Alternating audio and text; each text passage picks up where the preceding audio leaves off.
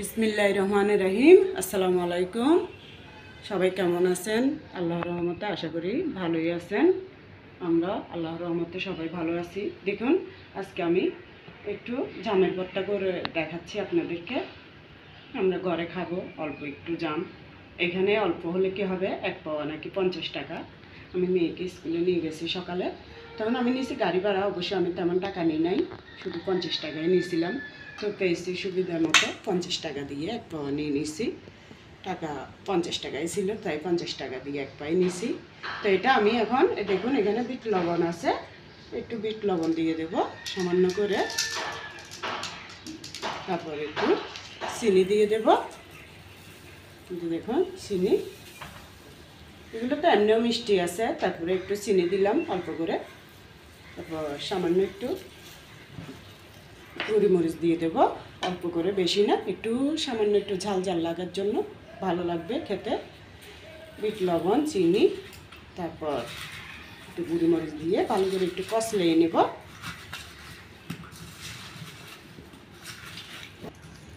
এবার ভর্তাটা মাখানো হয়ে গেছে, দেখুন কত ভালো লাগতেছে।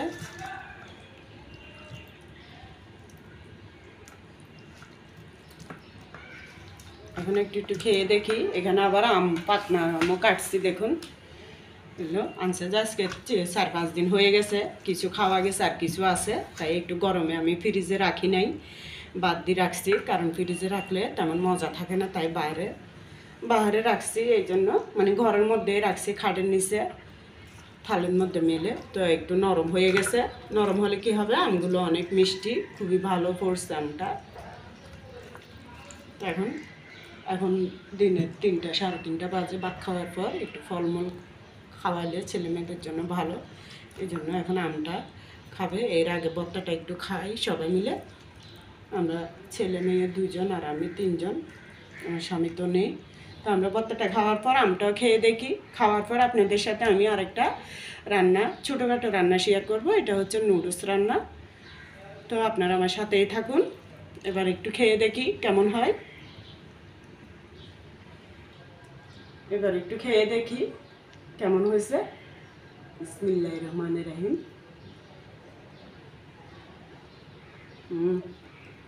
অনেক ভালো লাগতেছে, জামটা এমনিতেই ভালো পড়ছে।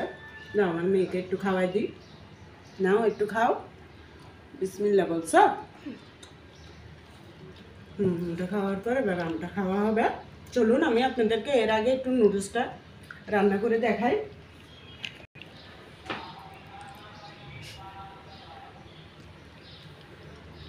এবার আমটা একটু খেয়ে নাও, খাও।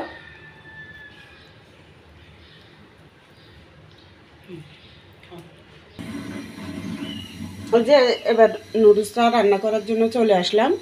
হাঁড়ির মধ্যে আগে আমি একটা ডিম ভেজে নিছি, ফ্রাই করে নিছি লবণ দিয়ে। আর এখন সয়াবিন তেল দিয়ে দিচ্ছি।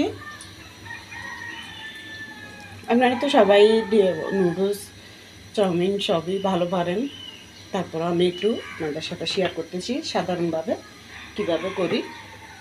এবার দিয়ে দেব 2 কোয়া রসুন কুচি, তারপরে একটু পেঁয়াজ কুচি, তারপর সাথে কাঁচামরিচটাও দিয়ে দেব। কাঁচামরিচটা খাওয়ার সময় যাতে বেছে ফেলে দেওয়া যায়, এভাবে কেটে দিছি আমি।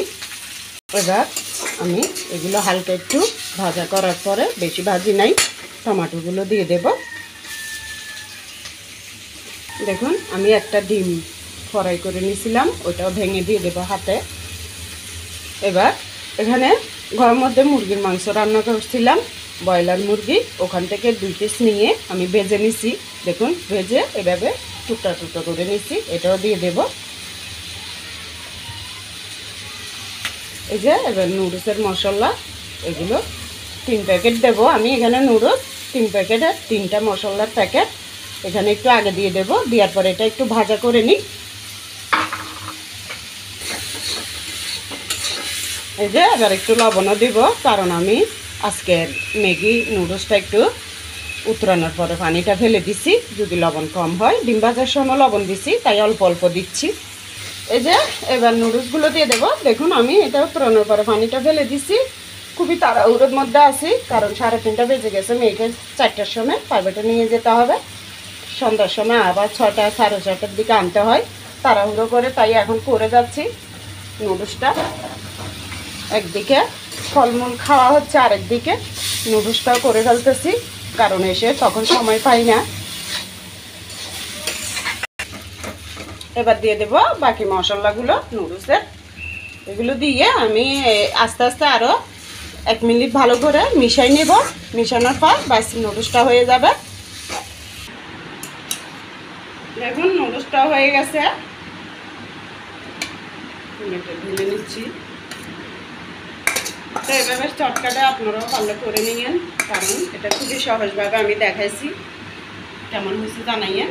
আর যদি বিন্দুমাত্র ভালো লেগে থাকে তাহলে লাইক কমেন্ট শেয়ার করবেন, সাবস্ক্রাইব করে পাশে থাকবেন, আমার জন্য দোয়া করবেন সবাই, যাতে রান্নার মাধ্যমে এগিয়ে যেতে পারি। সবাই ভালো থাকবেন।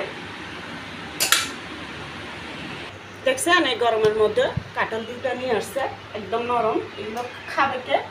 আমরা তেমন কাঁঠাল খাইতে পারি না, তবে বিচিটা খাওয়া যায়। দেখুন এদিকে কিছু রসুন আদা ওগুলো ছুলে নিচ্ছি। কাজের কোনো শেষ নাই, খুবই তাড়াহুড়োতে আছি। সবাই ভালো থাকবেন। আল্লাহ হাফেজ, আসসালামু আলাইকুম।